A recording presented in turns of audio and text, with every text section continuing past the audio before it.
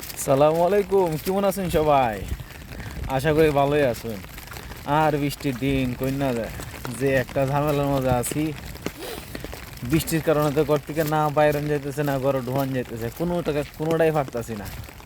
বৃষ্টি তো এমন বৃষ্টি শুরু হয়েছে রে ভাই, কৃষকের যে ক্ষেত আছে মনে হরুন সব তো মনে হয় যে ডুবাইলতেছে। ক্ষেত মেয়ে যা আছে সব একবার সমান করে এলতেছে পানি দিয়া। এখন তো মনে হয় যে একজন যে ধান কাটে রে বলা হয় মনি, একজন মনি মনে হয় যে 2000 টাকা হইরে দিনে লাগতেছে। আর ধানের মন মাত্র 700 টাকা। কোনছে দেখি এই ধরুন এই যে মনে হয় ক্ষেতটা এটা মোটামুটি ডুবা এলাইছি ধরতে গেলে ভুলা মানে এই ক্ষেত কাটছে। এমন তো মনে হয় যে সব জায়গায় মন এই যে জমি সব রয়ে গেছে। এই যে বৃষ্টি শুরু হয়েছে, বৃষ্টি তো ভাই থামে না। বৃষ্টি যে শুরু হয়েছে আমরা কিশোরগঞ্জের মধ্যে, এই বৃষ্টি যে কবে থামবো ভাই কেউ কইতে পারে না। কবে যে এই বৃষ্টি শেষ হইব আরও সামনে বাহির হয়েছে কারণ দেখাই দিয়েছে আপনারা।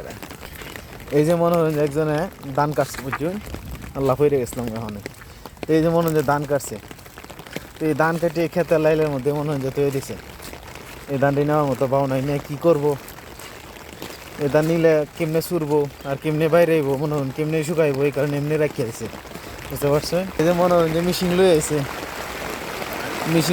মেশিন এমনি রেখে দিছে। মেশিন দিয়ে চুরবো এই বাউটা নাই, দেখছো? এই যে আমরা কিশোরগঞ্জের বিখ্যাত মেশিন এটাতে ধান চুরে, বুঝিনি? তো এই যে এমনি রয়েছে, এই যে বৃষ্টি শুরু হয়ে দেন আমার ছাতার মধ্যে দেন কী পরিমাণ পানি পড়তে আছে বৃষ্টির কারণে। এই দেন অবস্থা, রাস্তাঘাটের অবস্থা খুব নাজার। এই যে দেখতেছো ওই রাস্তাটা এমনি ব্যাক এলাকার মানুষ এমনি দেয় নামে, বুঝছো? এই দেন অবস্থাটা রাস্তার এখন তো সোলিং আছে, এরপরে কিন্তু আর সোলিং নেই, শেষ। এটা হলাম না মাদ্রাসাটা, বুঝতে পারছেন? এই যেমন মাদ্রাসা খোলাম বৃষ্টির কারণে সব খারাপ রয়েছে। রান্না বান্নাও বৃষ্টির কারণে মনে হয় যে অনেকটা টাইমে রয়েছে। এই মাদ্রাসার মাঠটা মনে হয় এই যে বৃষ্টি শুরু হয়েছে এই যে এমনিতে মানুষ যাতায়াত করে আসে এদিক দিয়ে যাওয়ার কারণে মানে এটা হলো মূলত একটা ঈদগার মাঠ আর কি। এই যে ঈদগার মাঠের মেম্বার হলো মূলত যা, কিন্তু একটা রাস্তা হওয়ার কথা আছে না, হইতেছে না। আর এই যে মনে হয় যে এই মেইন রোড থেকে রাস্তাটা এই পর্যন্ত আইছে, আর পরে এই পর্যন্তই শেষ। এরপর আর সামনে দেয় সোলিং মেরে দিছে। কি করবাম, কিছু তো করার নাই, সাধারণ জনগণ আমরা। এই যে মনে হয় সব কৃষকের অবস্থা একই রকম, ধান এনে কাটতে টাল দিয়ে রেখে দিছে। এটা চুরবো কেমনে? চুরার কোনো পাও নেই বৃষ্টির কারণে। এই যে দেখুন মানুষের বনের টাল, এই যে এনে বন যে টাল দিয়ে রেখে দিছে এমনি রয়েছে, এটা তো ফসবো।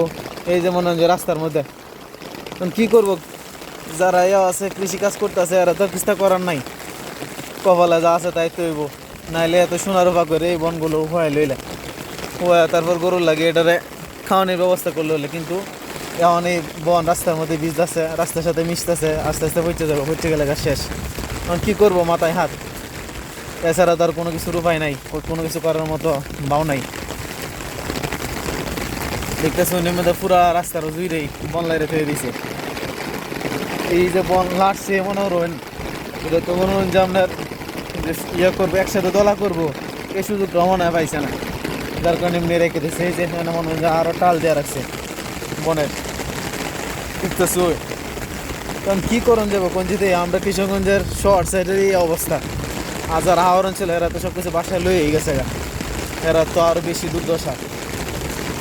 যে বৃষ্টি পড়তেছে কঠিন অবস্থা এলাকার,